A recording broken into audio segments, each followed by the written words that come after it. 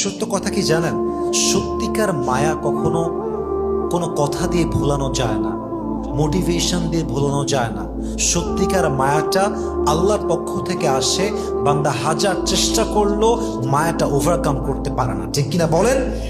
তবে সবচেয়ে best tips হচ্ছে মায়া দূর করার জন্য আল্লাহর কাছে দোয়া করা, যে আল্লাহ, যে মানুষটা আমার জীবনে নাই, যে মানুষটা আমার হওয়ারই নয়, এই মানুষটার জন্য আমার হৃদয়ে যত মিছে মায়া আছে, মিথ্যা মায়া আছে, তুমি দূর করে দাও আল্লাহ। মানুষটাকে আমি ভুলতে চাই, তুমি সহজ করো আল্লাহ। আমি আমার জীবনটাকে সুন্দর করতে চাই, আমি তোমার পথে ফিরে আসতে চাই। আমি কোনো বেঈমান গাদ্দারকে ভালোবাসতে চাই না, আমি জাস্ট তোমাকে ভালোবাসতে চাই।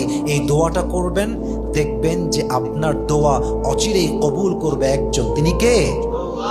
অথবা যদি মনে হয় যে মানুষটার প্রতি মায়া, তাকে পাওয়ার কোনো অপশন আছে, সুরত আছে, তাকে আপনি পেতে চান, তাও দোয়া করবেন যে আল্লাহ, অমুক মানুষকে আমার পছন্দ, তাকে ছাড়া আমার কিছুই ভালো লাগে না, কিন্তু আল্লাহ আমি হারাম চাই না, আমি অবৈধ কোনো সম্পর্ক চাই না। আল্লাহ তুমি দয়া করে, মায়া করে ওই মানুষটাকে আমার কপালে লিখে দাও। পড়েন সবাই আমিন।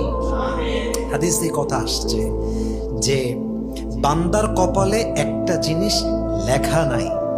আবারও বলছি আমি, হাদিসে আসছে বান্দার কপালে একটা জিনিস লেখা নাই, কিন্তু এই বান্দা এত বেশি দোয়া করবে, এত বেশি আল্লাহর কাছে চাইবে, এতটা এফোর্ট দিবে, তাহাজ্জুদ পড়বে, কেঁদে কেঁদে রবের কাছে চাইবে, তো ফলাফল কি হবে?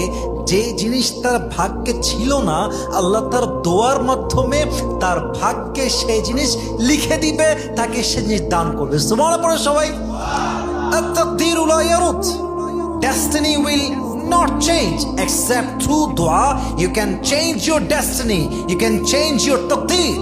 দোয়া এমন একটা বিষয় যা আপনার ভাগ্যকে পরিবর্তন করে ফেলতে পারে। সুবহানাল্লাহ পড়ে সবাই।